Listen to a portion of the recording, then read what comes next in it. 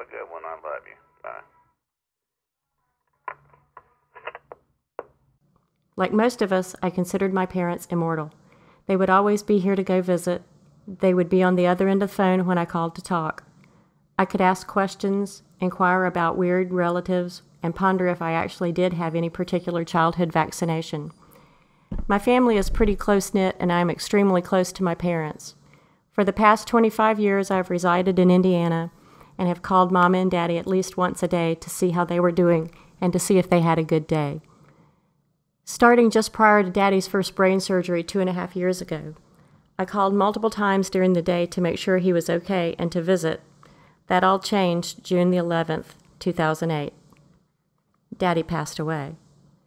The short story is he contracted a colon infection from a healthcare worker at the hospital where he was rehabilitating from his last brain surgery.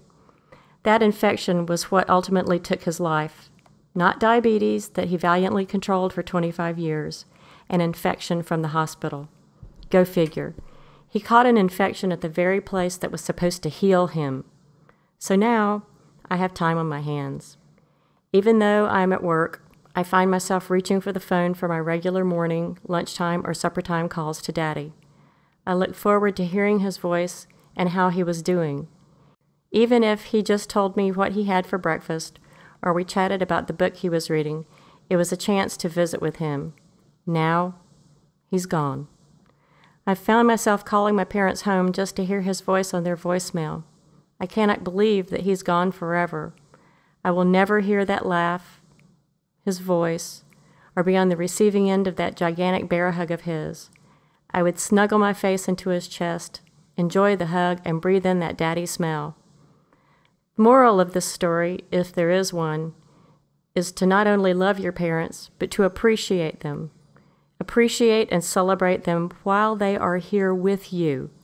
Don't wait and be filled with guilt or regret after they are gone. I now think of a million things that I wish I had said and done with Daddy.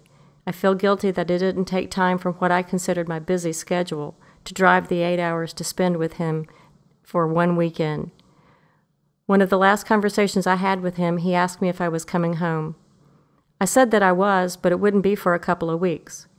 If I had known that within that 14-day span he would die, I would have wasted no time in getting down to Georgia to see him. He loved me no matter what I'd said or did, and the two of us would fight like cats because we were so much alike. Once I told him I might not get to stay very long when I visited.